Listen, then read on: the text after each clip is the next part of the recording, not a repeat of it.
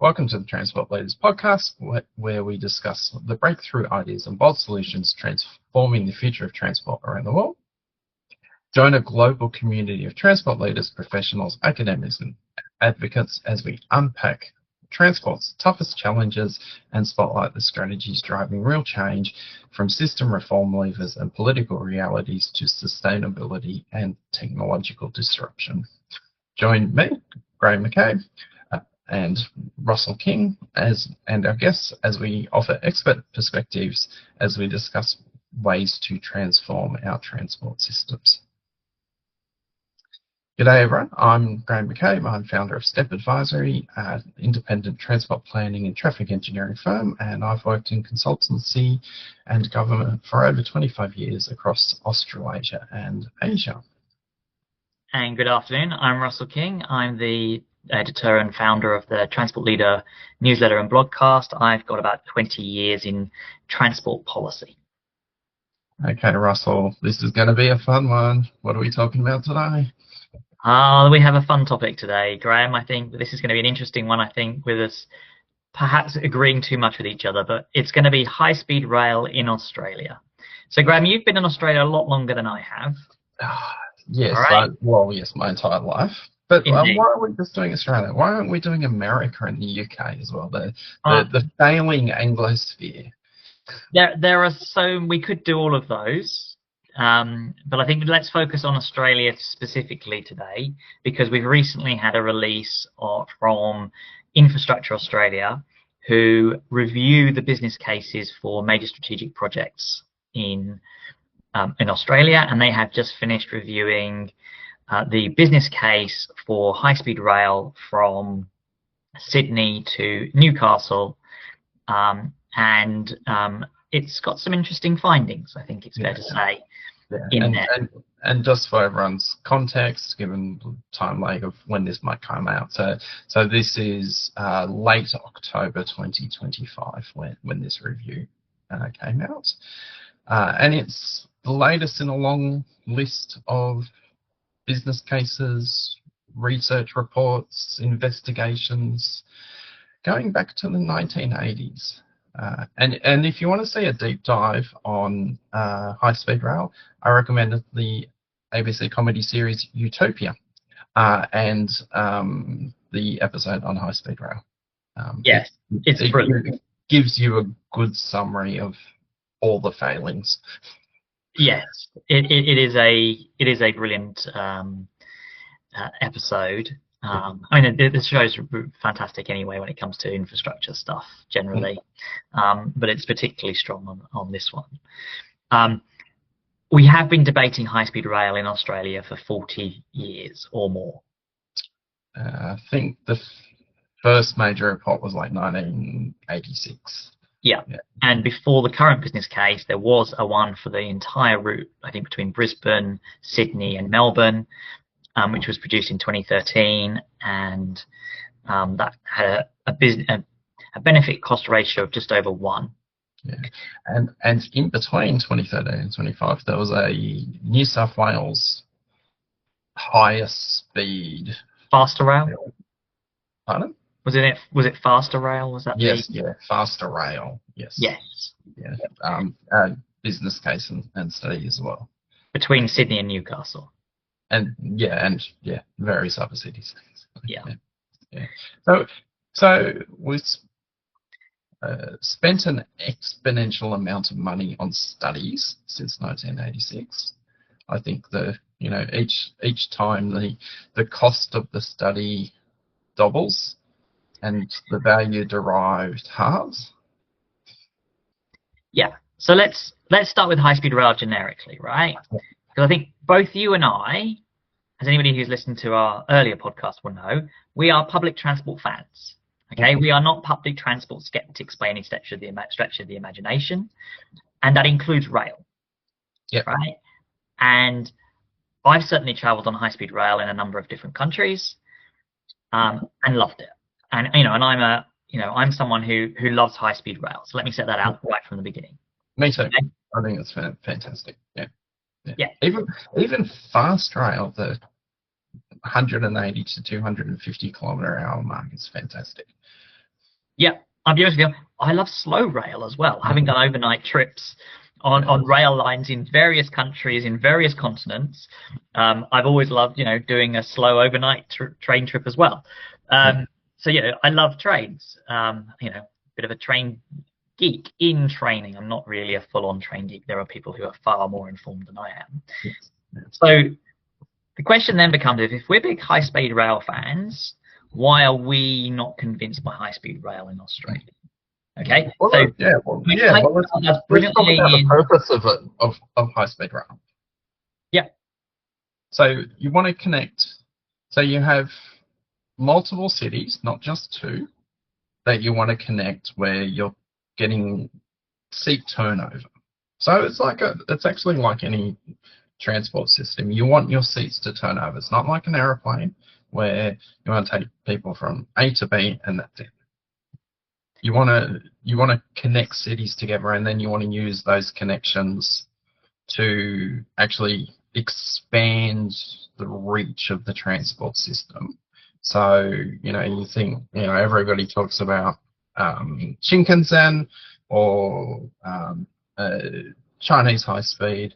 They have lots of stops and they have lots of service patterns.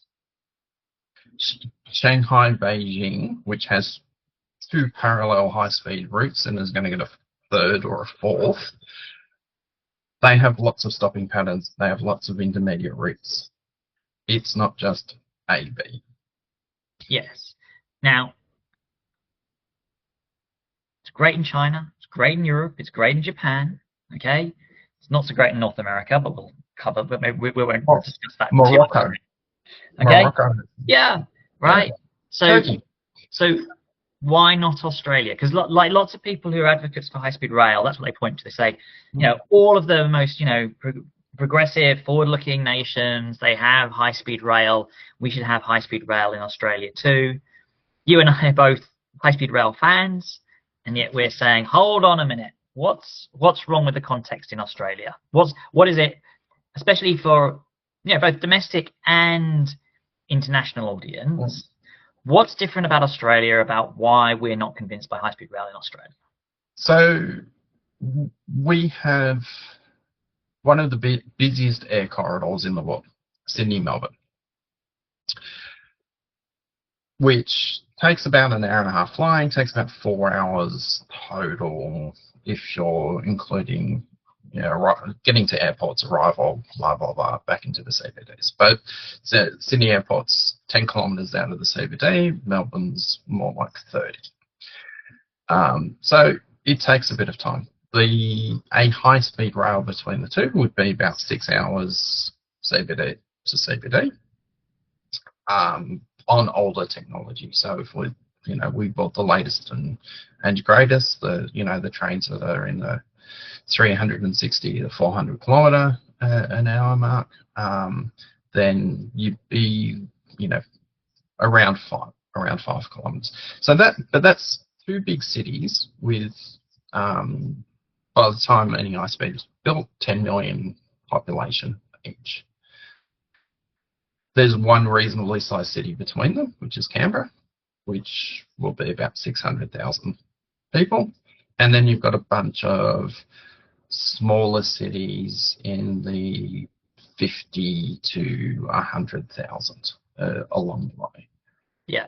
But, but unlike places where you have high-speed rail connecting those smaller cities, they're not compact.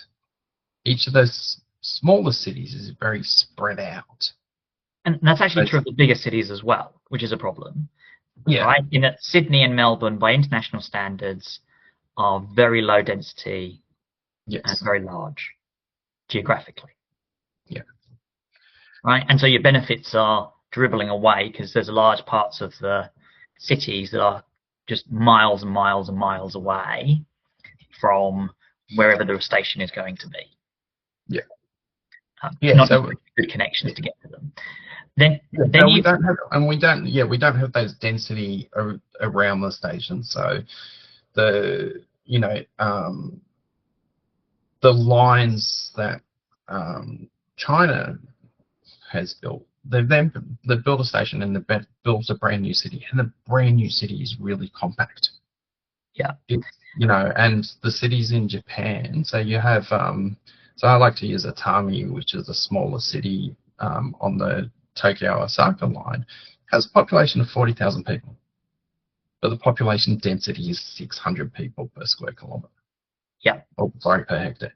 It's not per square kilometre. That would be very not dense. We got them. But Yeah. it's a much more dense city than anything that we've got in Australia. Yeah. Yes. Okay. Yeah. Fundamentally, the reason Australia doesn't have high-speed rail, and it's never got up historically, is because Australia is a very big country, right? And the major population centres are a long way apart. So the two biggest cities, Sydney to Melbourne, and as you say, it's the world's busiest, air, or one of the world's busiest air corridors. Yeah. Okay, that's 1,000 kilometres. Yeah. Right, and so it's very expensive to build the high-speed rail because of those distances, and because you don't have large population centres in between, you don't really you don't get the benefits. The economics don't make sense in terms of the number of people that benefit, and that's fundamentally at a sort of very high level why this thing hasn't flown. But this wasn't about Sydney to Melbourne. This business case is Sydney to Newcastle. Now, how far is Newcastle away from Sydney? 250 kilometres. Yeah, so it's 250 kilometres to the north of Sydney, and its population is about 180,000, something in that region. The greater area would be 500,000. Yeah, but again, going back to our point about density, yes, right? It's another very spread out, very low density city. Okay, and the greater region, sort of the Hunter area, as it's known, is very, very low density and very dispersed. Yes. Yeah, and so most of the suburbs will be 10,000 people, and they will be large in the context of a global comparison. So still lots of properties that are 600 to 800 square meters with a single, so a quarter acre with a single family dwelling on them. Yeah. Now the Sydney-Newcastle also has an added problem, doesn't it? Which is the topography of the route from Sydney to Newcastle is challenging, should we say? Yeah. Well, so you could go international best practice method and keep near the surface as much as possible. So viaducts, short tunnels, bridges. But the current and most recent previous proposals are for extensive tunnelling. So 60 kilometres odd worth of tunnel. Yeah, so in this case... To put in context, is the same distance of the tunnel between the main island of Japan and Hokkaido under a strait that's 50 kilometres long. Yes. And so we're talking about 60% of the line would be tunnelled in this case, in the business case, I think it is. All right. So it's not till you get about 100 kilometres north of Sydney that you're actually getting into land that is good for building at grade high-speed rail. Yeah, because it's not just that it's full of like ups and downs and coastal features and all those sorts of things and need for cross rivers. It's also got things like national parks and preserved areas that there will be very strong objections to if you're trying to put a rail line through. Yeah, and old underground coal mines as well. Yes, so the Hunter region is a very significant current and historic coal mining region, which often causes instability in the area. Yeah. So it's really interesting because this business case, the business case review, we haven't seen the business case. We've only seen the business case review. So these things may change in the interim. Says they looked at 13 stops and decided on 3 between Sydney two intermediate stops between Sydney and Newcastle. A stop loosely called Central Coast, which, based on previous studies, will most likely be in a town called Warnervale, which doesn't actually have that much, has a regional shopping centre, no density of housing, no density of employment, and then another stop loosely called Lake Macquarie, which will probably be somewhere around the towns of Morisset or Toronto. And if you think I'm a bit dismissive of Warnervale, you should take a look at Morisset and Toronto as potential towns. This is not Toronto, Canada. No. In any way whatsoever. The only similarity would be the name and nothing else, I think it's fair to say. Yes. They are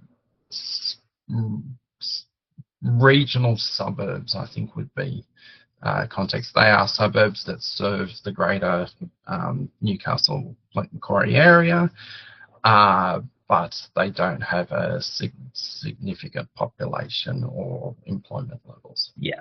So we have a problem in that the number of people that are going to benefit from this because of the dispersed nature and the low population relatively is relatively low. So that makes the benefits commensurately low. But because we're tunneling a lot, the costs are very high. Yes.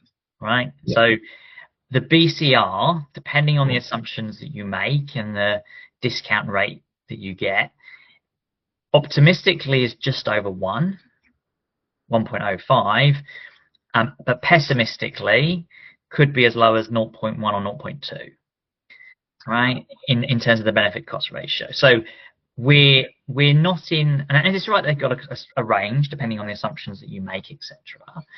But it does feel like it's well south of 1, which might not necessarily be a problem if this project is stage 1 of a much more comprehensive project that has a very strong business case. And certainly this is stage 1 of a much more comprehensive, high-speed rail network. So we need to think about that, and we can talk about that later as well. Yeah, well, and one of the things that we also didn't mention is that these two station locations, half of their catchment is eaten up by waterways. The Central Coast Station has Brisbane Water and Budgie Lake, and the Lake Macquarie Station, unsurprisingly by its name, has a very large lake on one side of it. So even if you want to build the housing, what is it, something like 120,000 dwellings that they say will help derive the benefits of the project,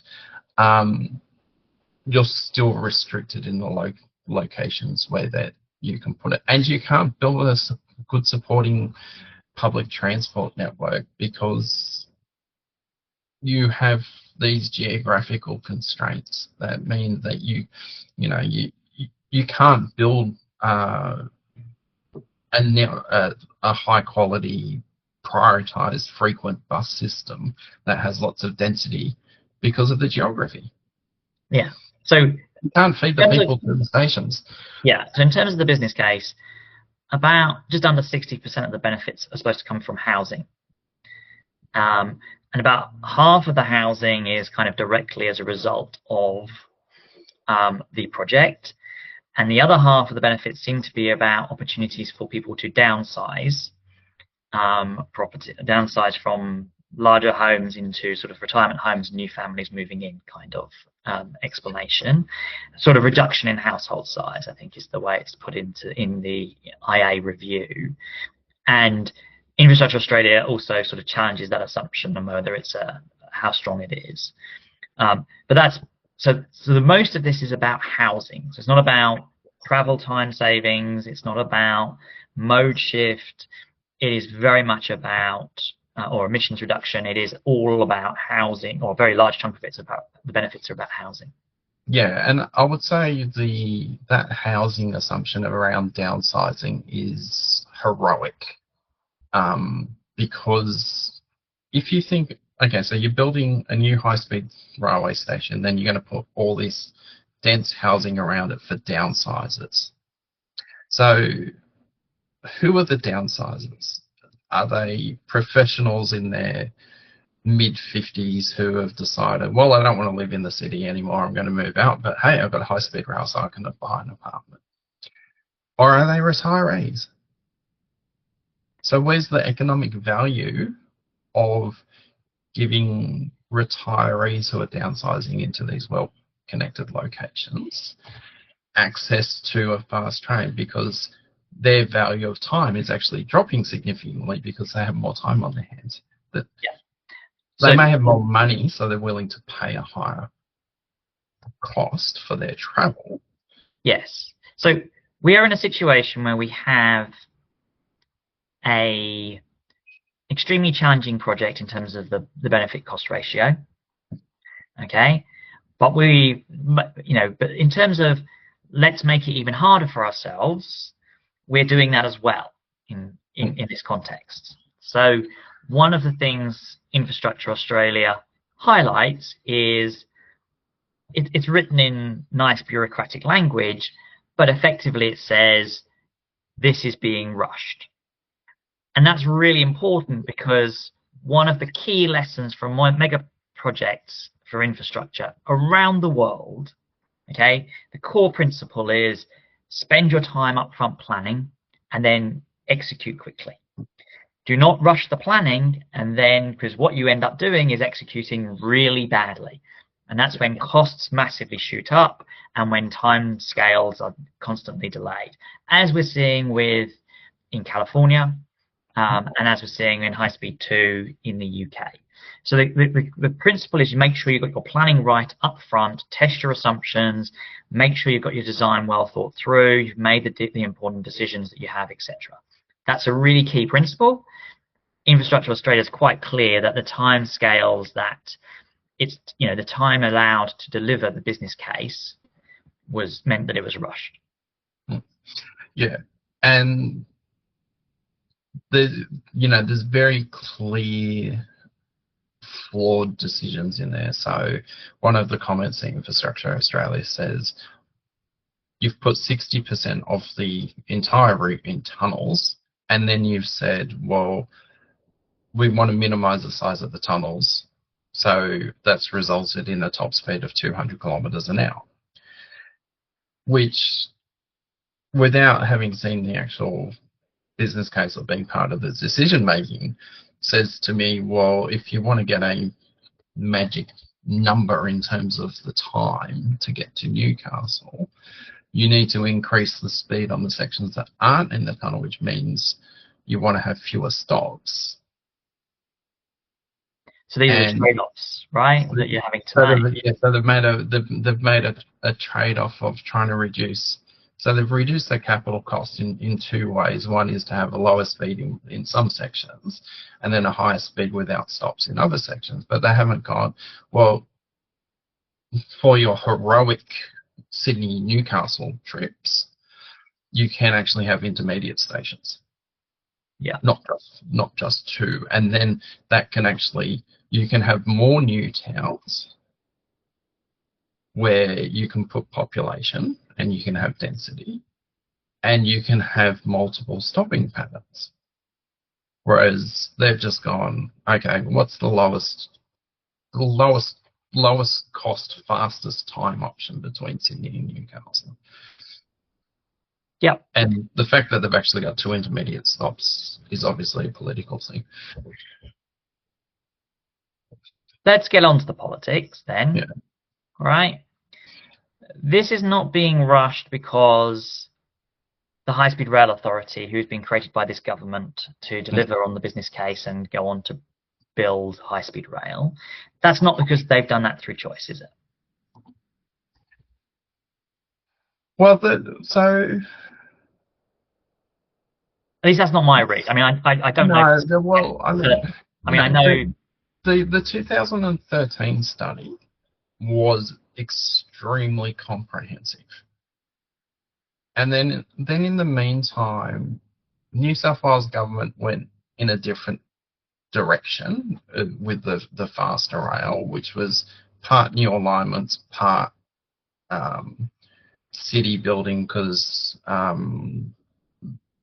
one point they wanted to focus everything on Western Sydney Airport rather than the Sydney CBD. So you have, and then now they've gone to another new alignment, which is, you know, basically from what I know from the previous investigations, is keep underground, make sure you get under the Hawkesbury River, keep underground through the national parks. So everything's designed around that rather than the utility of the system. So they've increased their cost by massively by going, well, we don't want to create any issues, so we'll do tunnels, because tunnels are popular in New South Wales, but that means we increase the costs, so we will have fewer stops, so we can have faster time. And so it is all very rushed, and it's all very, it's as a result of political time pressures. So I think it's probably important to provide context for everybody in this space, right? The 2013 business case, okay, was commissioned by the then Minister for Infrastructure, if I remember correctly, and that was one Anthony Albanese. Yes. Okay, that same Anthony Albanese is now the Prime Minister, and is the one who's commissioned the current business case for high-speed rail, and has set up the High-Speed Rail Authority. So this isn't just a project that a government is thinking about. This is a personal project for the Prime Minister as well. Yeah, and in the meantime, there have been other high-speed agencies within governments which have been created and abolished various times. But the thing that's really interesting to me is they didn't just pull the 2013 one off the shelf and go, okay, well, what's changed? What has materially changed that we have to revise in order to build this project? They went, let's start again from scratch and add in all these additional impediments to the project. Yeah, and that's the thing that is actually the really interesting bit for me, because the decision to keep it completely underground. No minister has publicly said we want it underground. Well, so this is a really interesting point. Okay, so high speed 2, I think, is perhaps one of the things that's influencing their decision making in this. Mm-hmm. Okay, so HS2 in the UK, original plan, not a lot of tunnelling.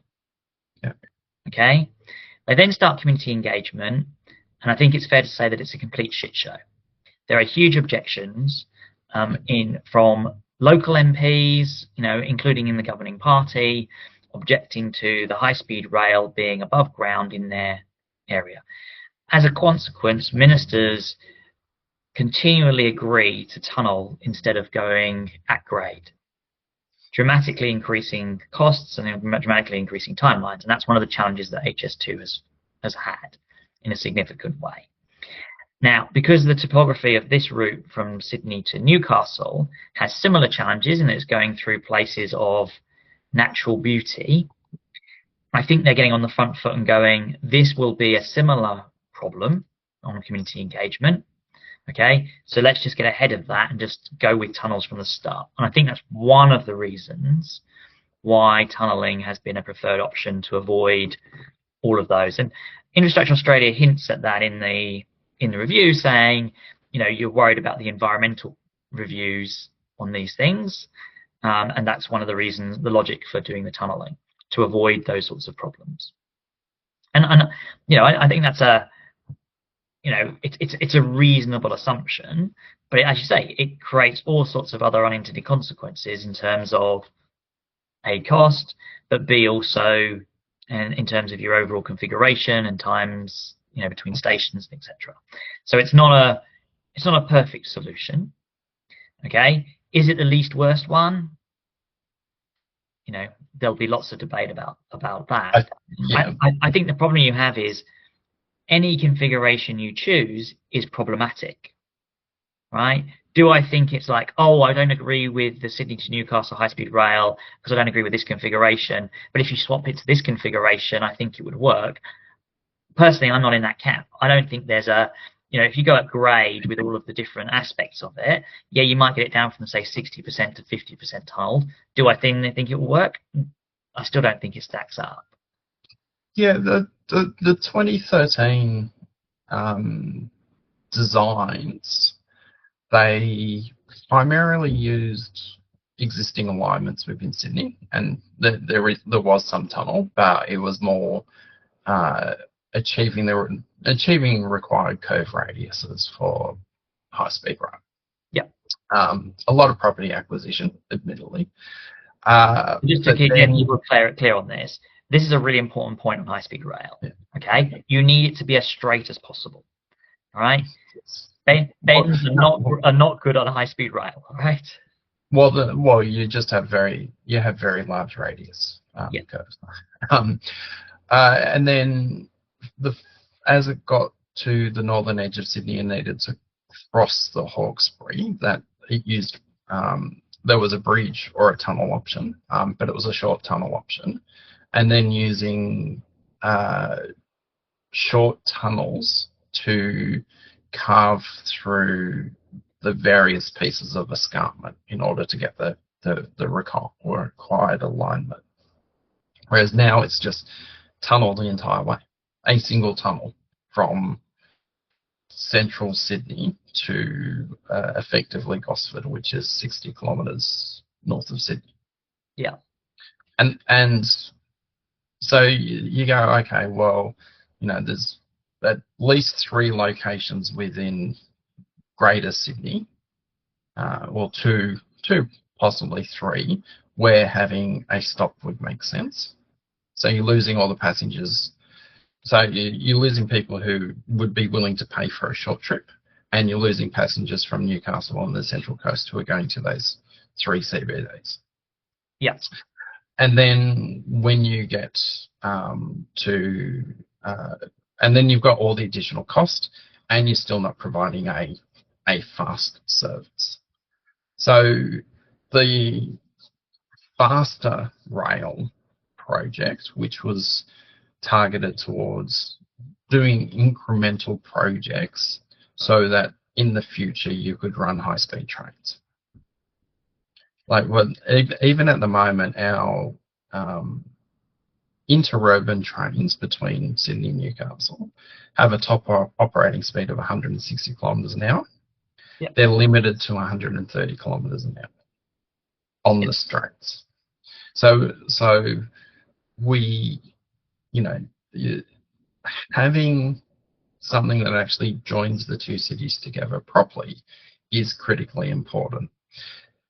Does it need to be an average of 250 kilometres an hour, getting that miraculous 1 hour travel time between the 2 cities? Probably not. And Rory Sutherland, the Ogilvy advertising executive, one of his criticisms of high-speed rail too was, well, maybe if they spent $100 million on really comfortable seats and really good Wi-Fi, people wouldn't care about the 30-minute travel time saving. Yeah, I mean, it's also fair to say that the travel time saving benefits in the business case are very small, a very small proportion of the benefits, right? It's not like we're relying on travel time savings to justify the business case in this. It's only a small proportion.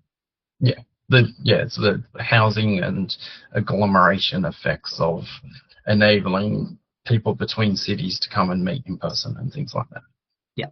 Now, timing is also an issue, because one of the things that Infrastructure Australia highlights is that we're expected to have around a 35% shortfall in engineers in New South Wales at about the time when they're hoping to build it, which is starting construction in about 2027. Yeah. Right. So we have an issue in terms of workforce. Now, of course, that's exacerbated because within Australia, we also have in Brisbane the Olympics in 2032. So although it's not, one for one in terms of workforce, there are people, Labor is going to be heading towards heading for the Olympics to help deliver the infrastructure required for the 2032 Brisbane Olympics.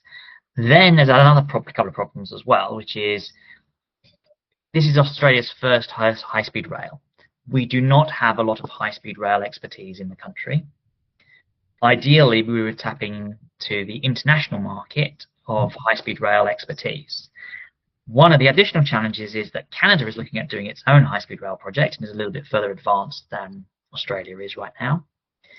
And also Europe has recently released ambitious plans for more high-speed rail, for example, connecting Lisbon to Madrid as one of many high-speed rail projects that we want to see. The 2040 network. Yeah. That at the time of recording was released this week.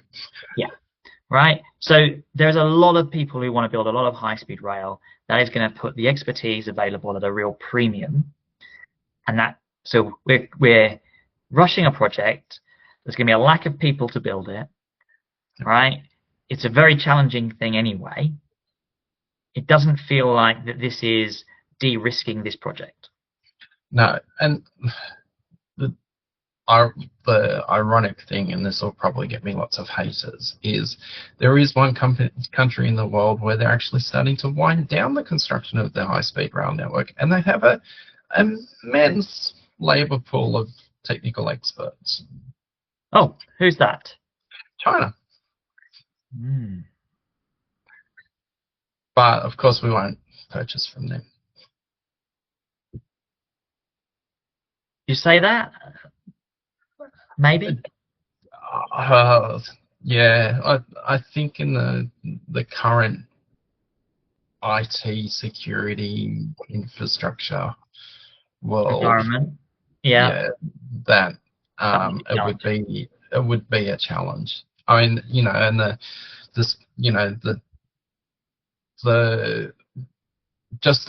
sheer volume of specialized construction machinery that they've got for high-speed rail projects, and the engineering technical expertise, and the train control systems, which is all ECTS 2 that's come out of Europe, so European Train Control System. Sorry, ETCS, yes.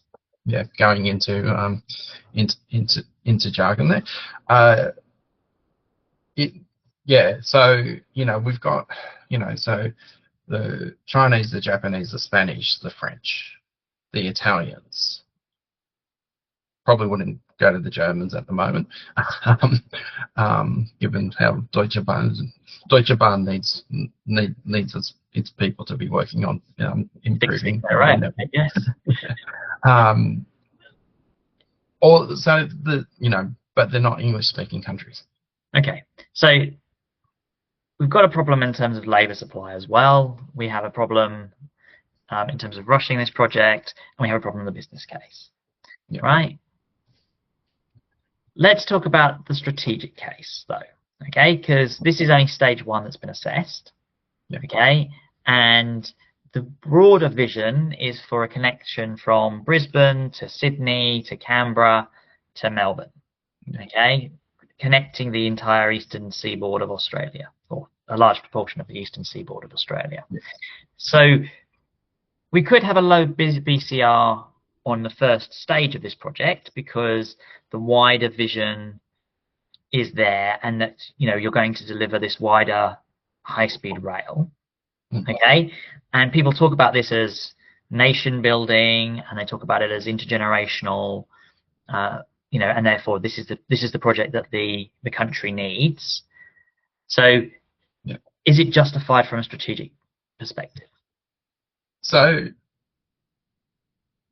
I think Sydney, Canberra, Melbourne, yes. Brisbane to Grafton, maybe. So Brisbane to what, 400 kilometres south of Brisbane, so in northern New South Wales. So you have that coastal strip of Brisbane, Logan, Gold Coast, Tweed, which is migrating further and further south. There's a gap in between Newcastle and Coffs Harbour / Grafton of about 500 kilometres, where you're getting outside the range of benefits and also limited populations. Okay. So if all these country regional cities, which are all on the coast and really beautiful, were willing to have massive population increases,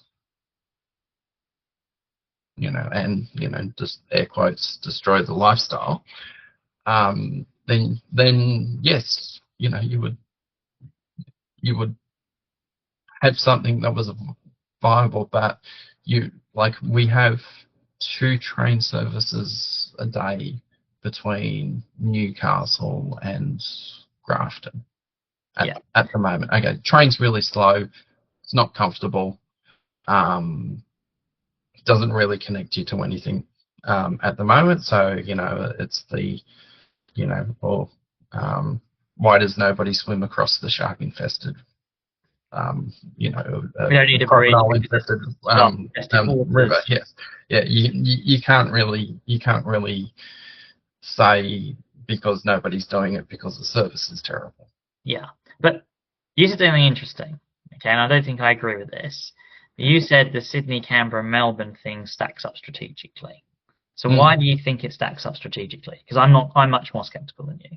So Sydney, Canberra, there is a real demand for a good rail service. So there are lots of commercial buses that are doing that trip at the moment. There's a lot of people travelling by bus to Canberra. Which takes about 3 hours for those. Yes. Yeah. Whereas at the moment the train takes 4.5 hours and it runs 3 times a day.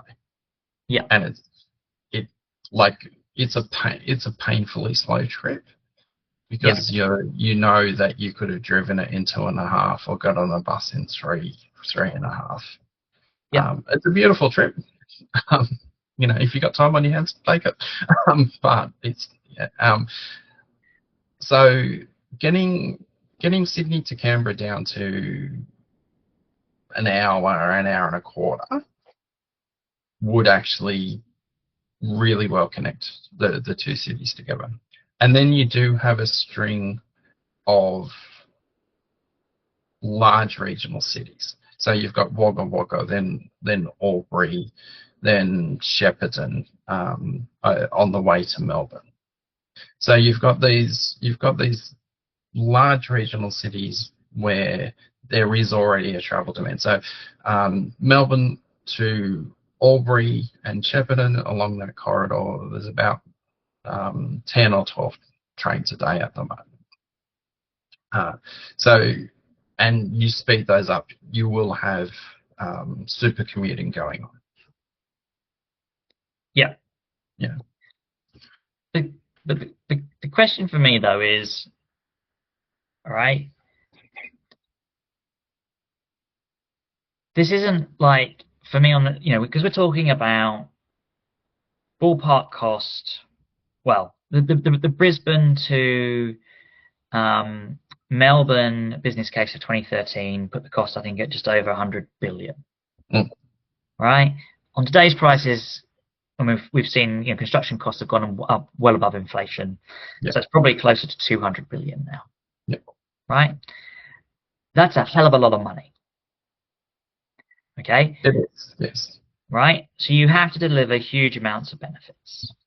Right? Now, when I look at what people talk about in terms of benefits, one of the things they talk about is, moving away from flights in order to reduce emissions. Okay, so there's flights between Sydney and Canberra, 45 minutes approximately. And we talked about Sydney to Melbourne, being one of the world's busiest air corridors. Yeah.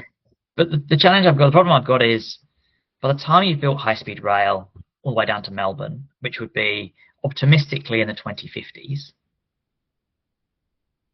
right? By then, we'll probably end up with at least close to zero emissions aircraft through things like sustainable aviation fuels.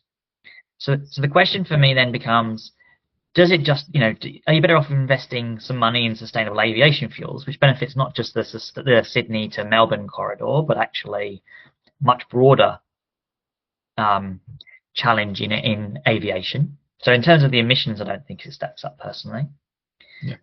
You then end up with a lot of the stuff is around enabling housing.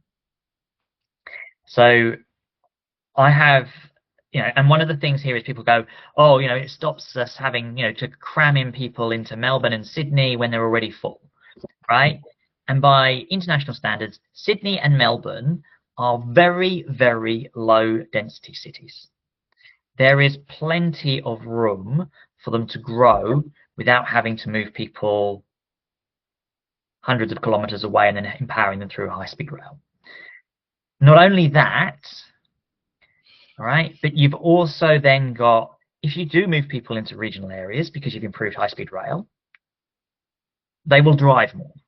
They may not drive when they're driving between Melbourne and wherever they now are regionally, but in that regional area, they will be car dependent. Okay? Yeah, well, and that's my issue with it, is that unless you do new compact towns associated with the stations, you are just creating more car trips. Yeah. So about productivity as well. Okay. So where do you want to, Australia has a productivity problem. So we have had about a decade of productivity going nowhere, and if anything, we're going backwards per capita in terms of productivity. So the question then becomes is, where do you want the housing to go to support productivity and make people better off? The answer is you want them in the city, in the major cities. Those are the most productive parts of Australia, and you want people in those areas to boost the productivity.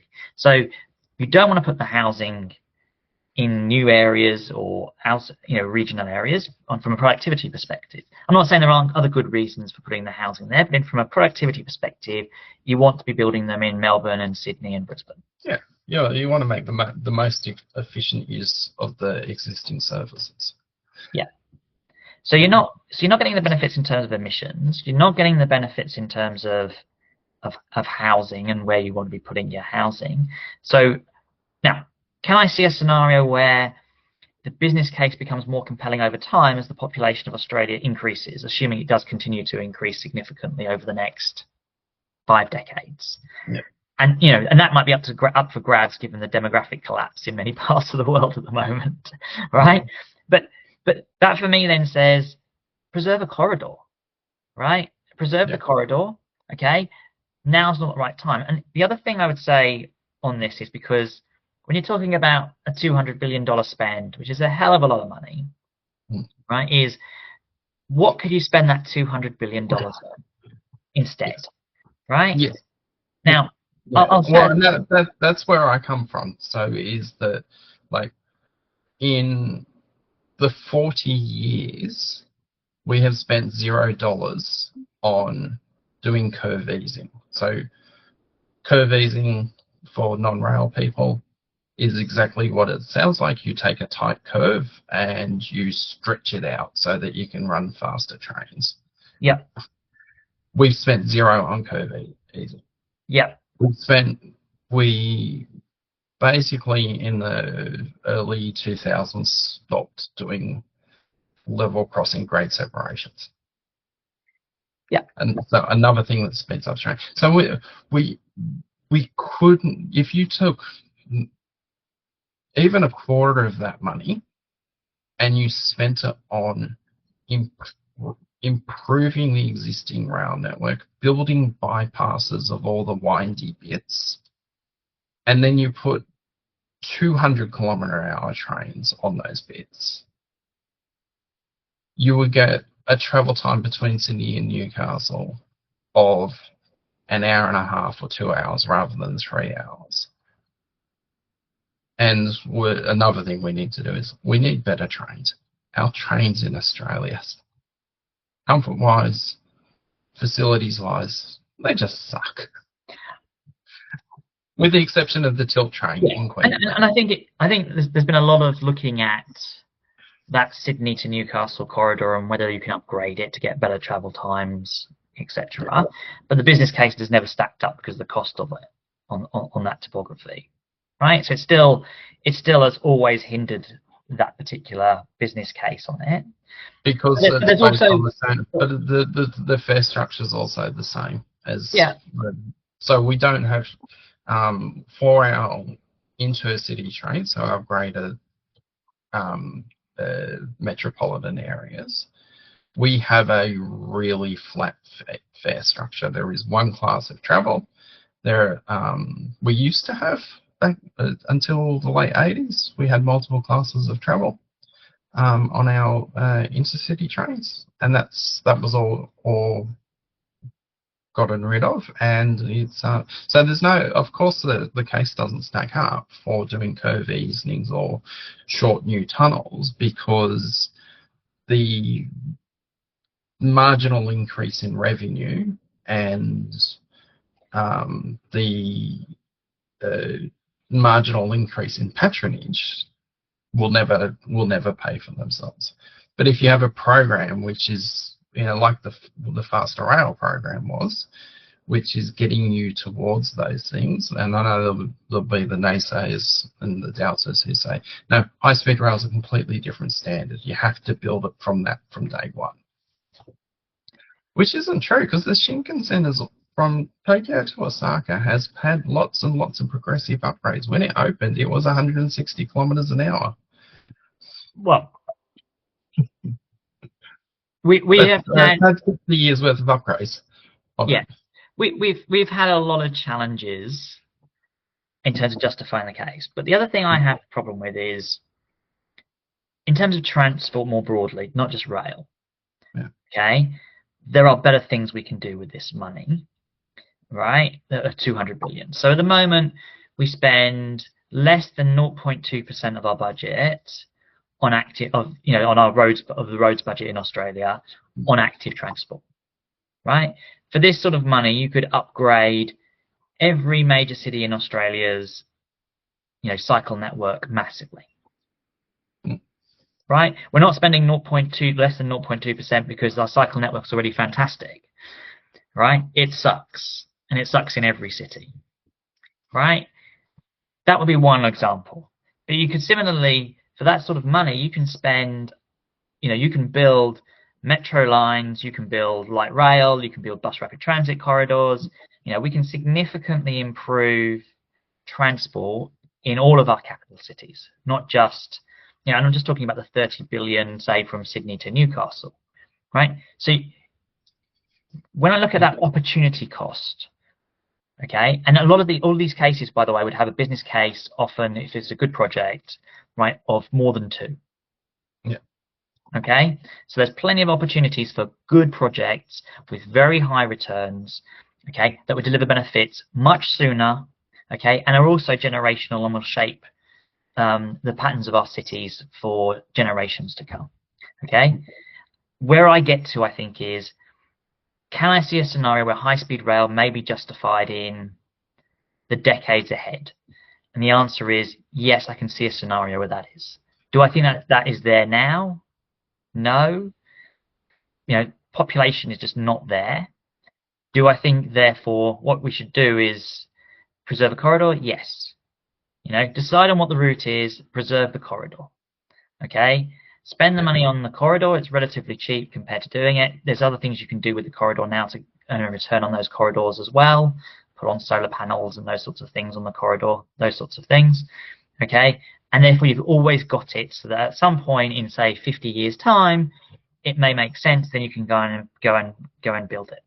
But now, spend the money on other things. Or well, that's what I'm saying, is improving the intercity rail system that exists should be one of those things. I'm not saying that you spend all of the money on it, but the other thing that I would say the highlight from the business case would be these 120,000 new dwellings.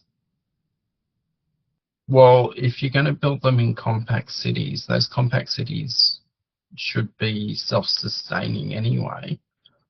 So go ahead and build these cities to create that demand that you say will be there for the travel. That would be really putting your money where your mouth is. Say, preserving the corridor and saying we will build the new cities to create the demand for the rail system. Yeah, and I think one of the things here is and I'm no economist on these things, right? Is if you take the Sydney to Newcastle route, is it really being anchored by people commuting into Sydney, whether it's from Newcastle or the Central Coast? And people, by the way, commute from the Central Coast already into Sydney. Okay, this would just make it much more attractive to be in the Central Coast and commute into Sydney more often. You know, is that rather than producing a Central Coast which is a thriving economy, or a Newcastle a thriving economy in its own right? Yeah. So about 30% of the adult population, the workforce from the Central Coast, commutes to Sydney every day. Yeah. Which is why we have sections of 3 and 4 lane freeway and trains that are full at the moment. Yes. So there's an existing lifestyle demand that is